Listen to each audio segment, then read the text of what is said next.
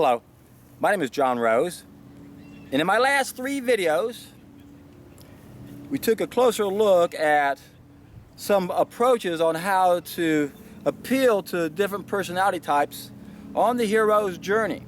Remember, there's 5 main stages to the hero's journey, and the first stage is, do you have the ears to hear? So the purpose of those last 3 videos is to try to make this a little bit easier for us on the hero's journey when we're telling our message to people, so we can customize our message to individuals based on what they want to hear, so it'll be easier for them to hear it. Now that's just based on personality alone. Obviously there are a lot of ways to approach people to get them interested in the hero's journey. And remember, the definition of a hero is a person who can solve a problem or problems that no one else can solve. Very few of us know that most of our problems are self-inflicted. Very few of us understand that we are the solution. And that's your job, once you figure that out yourself on the hero's journey, is to help other people realize there's something they can do. So the main way you get people's ears, because a lot of times you're not going to know their personality, is to find out how they're suffering. Because there's a common link to the vast majority of the suffering on this planet. Most of them can be traced back to 5 main mistakes, but it's the first main mistake that's getting us in trouble. And what a lot of people have never figured out, that if we don't make the first mistake, you can't make the second, the third, the fourth, and the 5th. So it only makes sense to address the primary cause. However, there's a lot of opposition to that. And on the hero's journey, what we have to do is be aware of those obstacles, but then realize how easy our message is when you really think about it.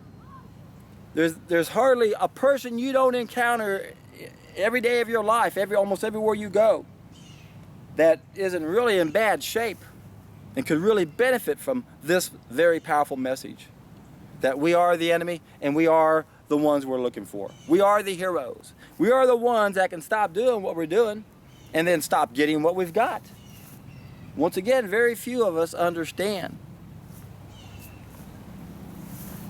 that we're causing our own problems. Our so-called experts don't know this, so they tell us it's not your fault, just keep doing the same thing. And of course, that's exactly what we want to hear, isn't it? And remember, there's a small group of people who have infiltrated every area of knowledge and information to brainwash us.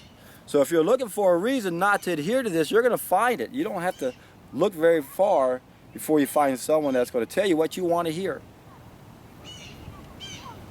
But when someone's really in a lot of pain, if you got arthritis or diabetes or allergies or anything that's painful, and you don't even test an idea as time has come for 1 week out of your life, you're really missing out. Usually within 1 week, that's all it takes for the average person to realize that there's something to taking a solid food vacation. And why is that? Well, the light bulb goes off within a week. Nothing's going in. No solid food. And yet the kind of stuff that's coming out of us is absolutely mind-boggling. And it's obvious that it wasn't magically created out of a little bit of that fiber and some bacteria that might have come along with the ride. We're filthy creatures. And that should be good news. It's always a good news, bad news scenario when we're the enemy and we're the solution. A lot of us just don't want to admit that we're doing something wrong. This is one reason why so many people struggle. Oh, why can't I just have a little cook something? I'm such a perfectionist. I don't want to think I'm not doing it perfect. Don't beat up on yourself. It's not easy to correct these 5 main mistakes, especially the first one. All anyone can do is the best you can do. And what you're going to find, that you're going to gravitate to more of the good stuff and less of the bad stuff. What some of you may find is you may never be able to break that spell for all the other reasons that other people struggle for also. We're damaged on every level, emotionally, psychologically. Not to mention, we're herd animals, so it's not easy to break away from the herd. It's not easy to be part of what everyone else is doing. But there's no reason why you can't join along. You can still eat with them. You don't have to eat the same things they're eating. But some people feel like they don't have a choice, and I don't understand that. Except it's just the addiction talking.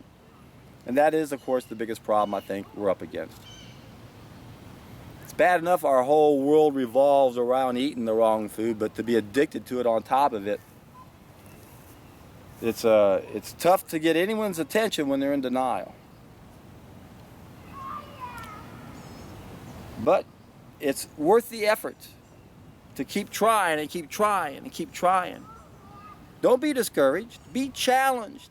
If you haven't figured out a way to get through somebody, keep working on it. The harder you work on to try to figure out a way to wake that person up is then going to help you wake other people up. It's what's happened to me. I've tried to explain things on message boards with some people that were so obtuse you can't help but wonder if they were doing it on purpose. But in the process, I tweaked my presentation to a point where if it wasn't for them, I wouldn't have done it as well, or the same, who knows? So, we just got to persevere, my friends. You got to stay motivated. You got to keep learning. You want to learn as much about human nature as you can, about people as you can. And we all have our own little talents. I have my gift. I'm sharing it with you guys. You guys have your own gift, and you need to embrace that gift and use it to help people. There's a lot of different forms of intelligence. There's a lot of ways we can be gifted. And I sure know my weaknesses. I'm strong in one area, but I'm not strong in all those others. You guys are. So you guys do more than just play an individual role. You play a big collective role being the trim tabs. It's exciting to be a trim tab, and that's what most of the people on my YouTube channel are. They understand how powerful this message is.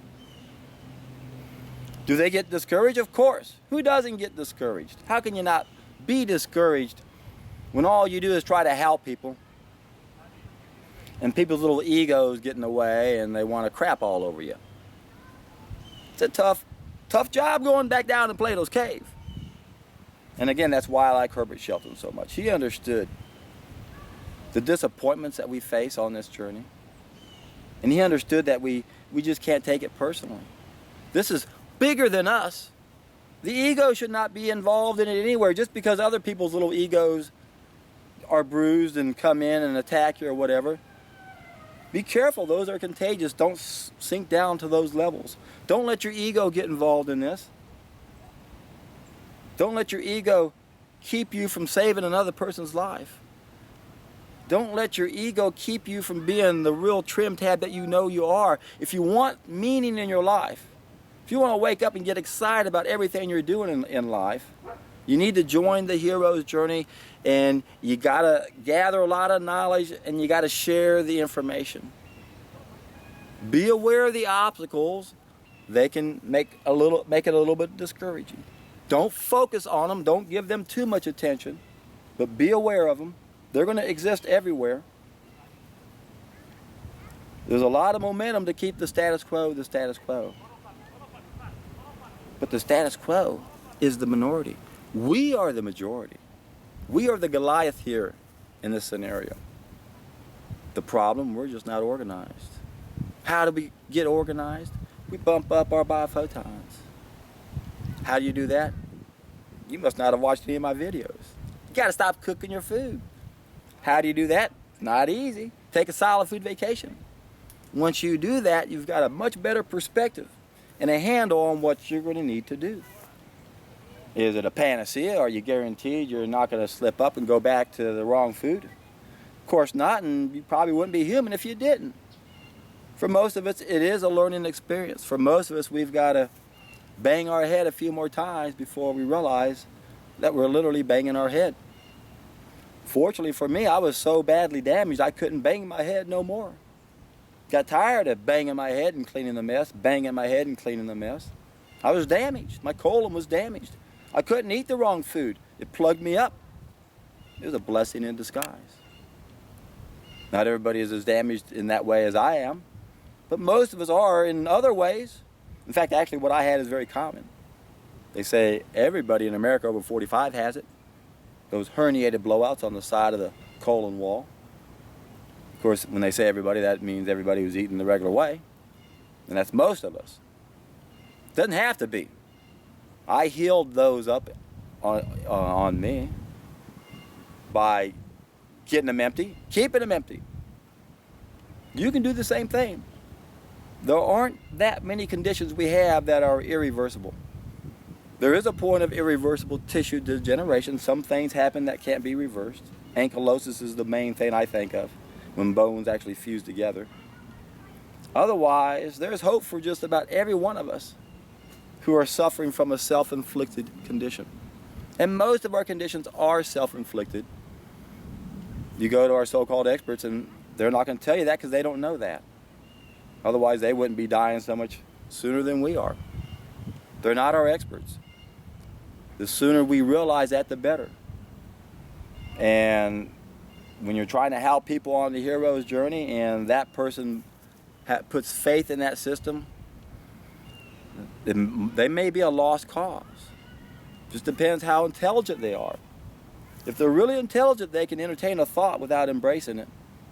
Most people can't do that, especially if it threatens their existing paradigm in any way.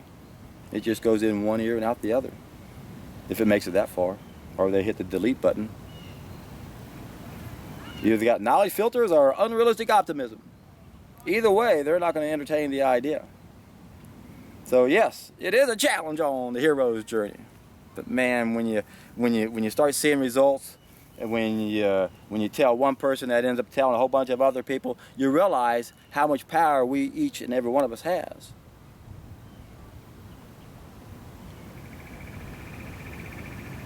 It's really quite remarkable when you think about it.